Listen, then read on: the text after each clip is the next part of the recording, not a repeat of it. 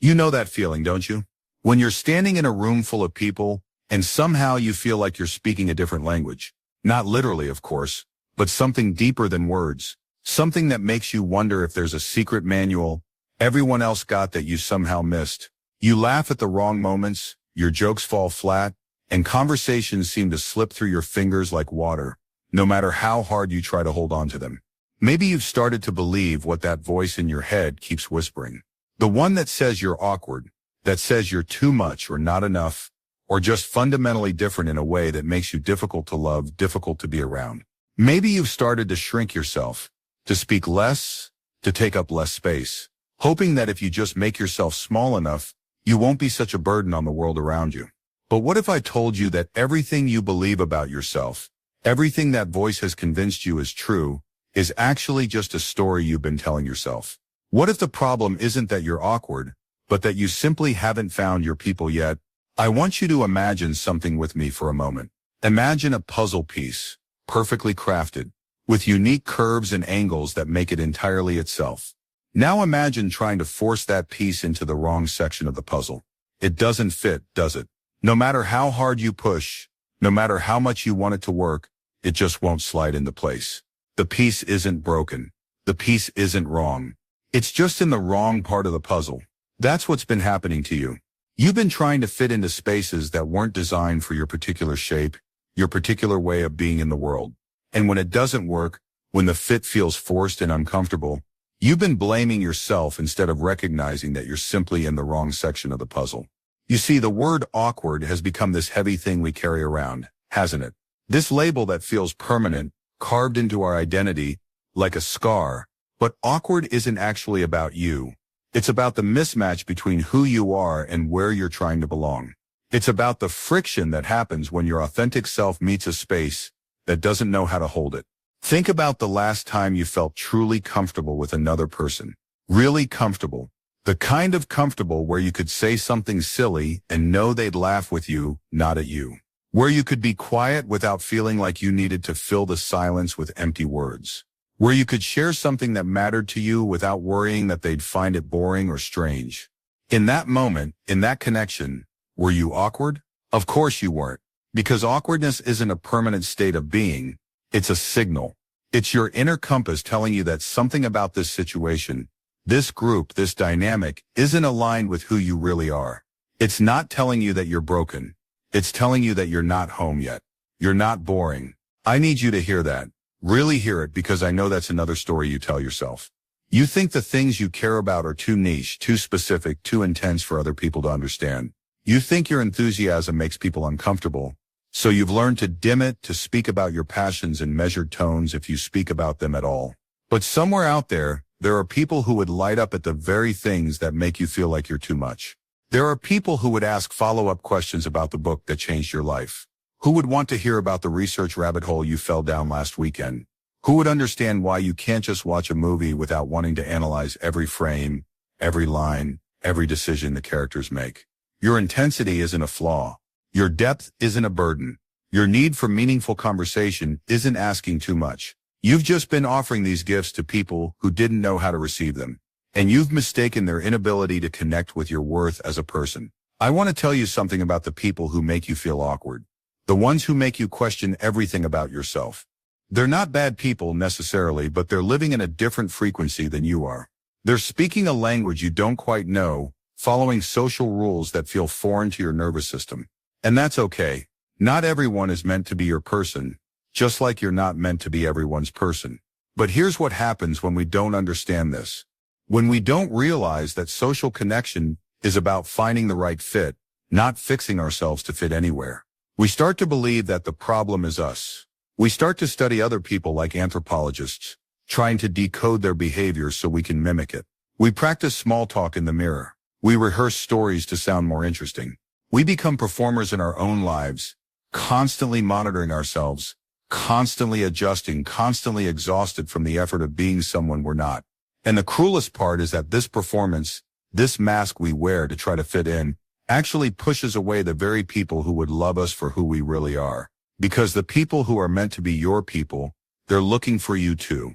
They're out there, feeling just as isolated, just as misunderstood, wondering why they can't seem to find anyone who gets them. But when you're wearing a mask, when you're performing normalcy, they can't see you, they can't recognize you as one of their own. So you end up in this tragic cycle where the more you try to belong everywhere, the less you belong anywhere. The more you try to be palatable to everyone, the more invisible you become to the people who matter. The more you silence the parts of yourself that feel too different, too much, too intense, the further you drift from the connections that would actually nourish your soul. But what if you could stop performing? What if you could take off the mask, just for a moment, and let yourself be seen? I know it's terrifying. I know it feels like stepping off a cliff into darkness, not knowing if there's ground below or if you'll just keep falling. But here's what I've learned, what I need you to understand. The people who are meant to be in your life, they're not looking for the polished version of you. They're looking for the real version of you. They want to know about the weird documentary you watched 3 times because it made you think differently about the world. They want to hear about the book that made you cry on public transportation. They want to understand why you notice things other people miss, why you feel things so deeply, why you need time to process before you can respond, why you'd rather have one meaningful conversation than 10 superficial ones. These people exist. They're out there, in coffee shops and libraries, and online communities, and hiking trails and art galleries and bookstores and meditation centers and volunteer organizations and hobby groups and night classes and anywhere else humans gather around the things they care about. They're the ones who also feel like outsiders in most spaces. They're the ones who have also been told they're too much or not enough. They're the ones who have also learned to make themselves smaller to fit into a world that wasn't designed for their particular kind of magic. And when you find them, when you really find them, the awkwardness melts away like frost in morning sunlight. Not because you become a different person, but because you've found people who speak your language. People who understand your references, who share your values, who appreciate your way of moving through the world. People who make you feel like you can finally exhale after holding your breath for years. But here's the thing about finding your people that no one tells you. It requires you to be brave enough to be yourself first. It requires you to stop trying to be what you think others want and start being who you actually are. It requires you to share your real thoughts, express your real interests, show your real personality, even when it feels scary, even when you're not sure how it will be received. Because connection isn't about being perfect. It's about being real. It's about letting people see the parts of you that you've been hiding, the parts you've been ashamed of, the parts you've been told are too much. Those parts aren't flaws to be fixed. They're features to be celebrated. They're the very things that will help your people recognize you when they meet you. You know what's beautiful about finding your people? It's not just that they accept you as you are, it's that they help you see yourself more clearly. They reflect back to you all the parts of yourself that you learned to hide. And they show you how wonderful those parts actually are. They make you realize that what you thought were weaknesses were actually your greatest strengths, just waiting for the right context, the right audience, the right community to appreciate them. In the right company, your sensitivity becomes your superpower, your intensity becomes magnetic, your need for depth becomes the foundation for connections that most people can only dream of. Your different way of seeing the world becomes a gift that others treasure. What felt like too much becomes exactly enough. What felt like not enough becomes abundantly rich. I want you to think about this for a moment. All the things about yourself that make you feel awkward in certain situations. All the qualities that make you feel like you don't fit in. What if those aren't bugs in your programming? What if they're features? What if they're exactly what someone out there is looking for? What if your weirdness is someone else's normal? What if your too much is someone else's just right? You see, we live in a world that often celebrates a very narrow definition of social success. We're told that the goal is to be liked by everyone, to be comfortable in any social situation, to have the kind of effortless charm that opens every door. But what if that's not actually the goal? What if the real goal is to find the people who see you, really see you, and choose to stay? Quality over quantity, depth over breadth, authentic connection over social performance. This is the shift that changes everything. When you stop trying to collect as many connections as possible and start focusing on cultivating the connections that actually matter, when you stop trying to be everything to everyone and start being everything to the right someone, that's when your social life transforms from a source of anxiety into a source of joy. But I know what you're thinking. You're thinking, this sounds beautiful in theory, but how do I actually find these people? How do I know where to look? How do I know if someone is my people or just another mismatch? And these are fair questions. Important questions. Because finding your tribe isn't always as simple as showing up and hoping for the best. The truth is, finding your people often starts with finding yourself. It starts with getting clear on who you are when no one else is watching. What you value when there's no pressure to conform. What lights you up when you're alone with your thoughts. It starts with making peace with the parts of yourself you've been trying to change. With honoring the ways you're different instead of seeing them as problems to solve. When you know yourself this deeply, when you're connected to your own authenticity, you start to move through the world differently. You start to notice when conversations feel forced and when they flow naturally. You start to recognize the difference between people who drain your energy and people who restore it. You start to trust your instincts about who feels safe and who doesn't, who's genuinely interested in getting to know you and who's just making small talk to fill the silence. And here's something important. Your people might not look like what you expected. They might not be the people you thought you should connect with.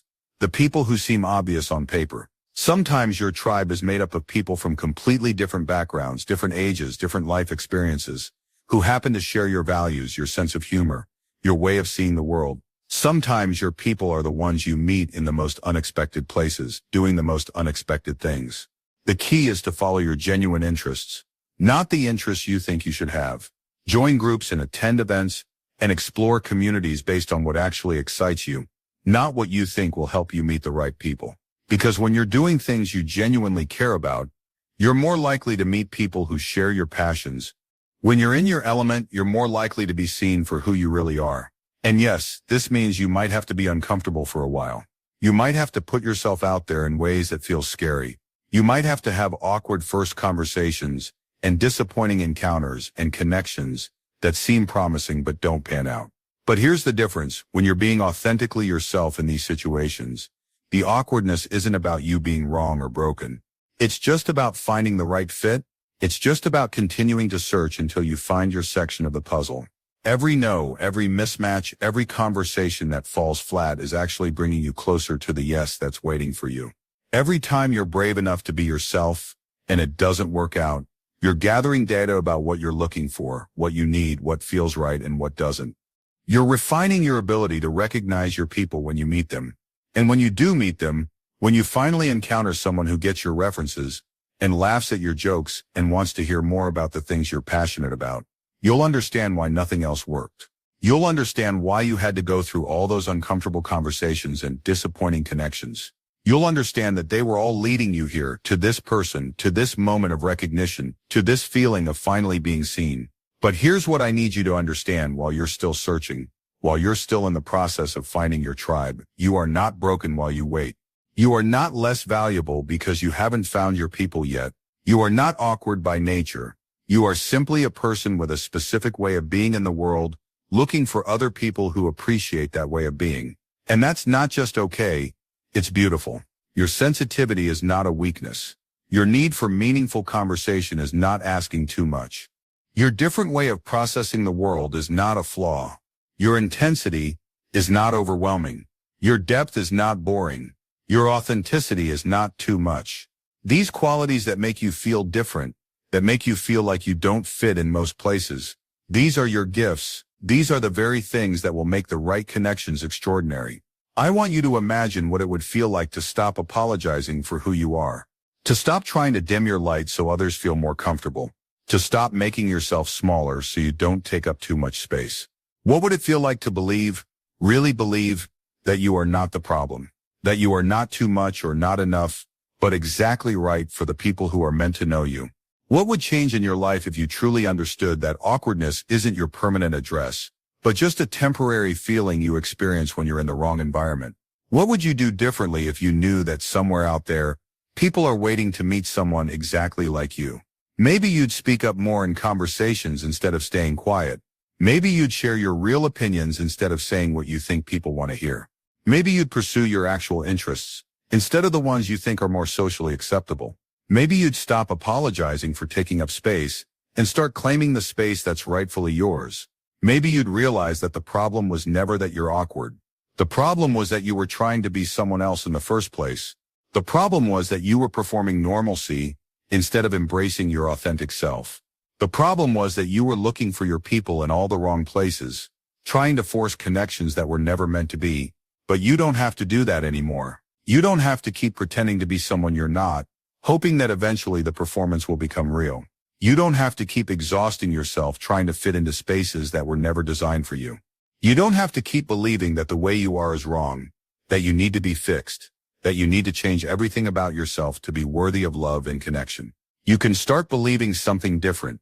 You can start believing that you are enough, exactly as you are, that your weirdness is wonderful, that your differences are gifts, that your way of being in the world is not just acceptable, but valuable, that somewhere out there your people are looking for you too, hoping to find someone who understands them the way you long to be understood.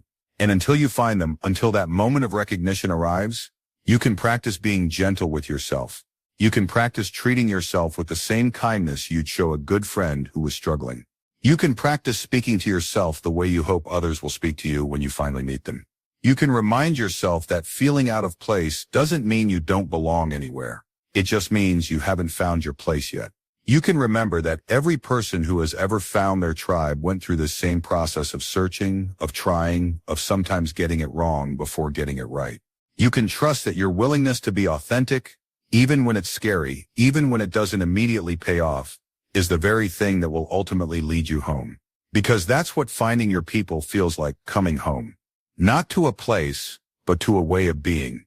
Coming home to yourself, to your authentic expression, to the freedom of being fully seen and fully accepted for who you really are.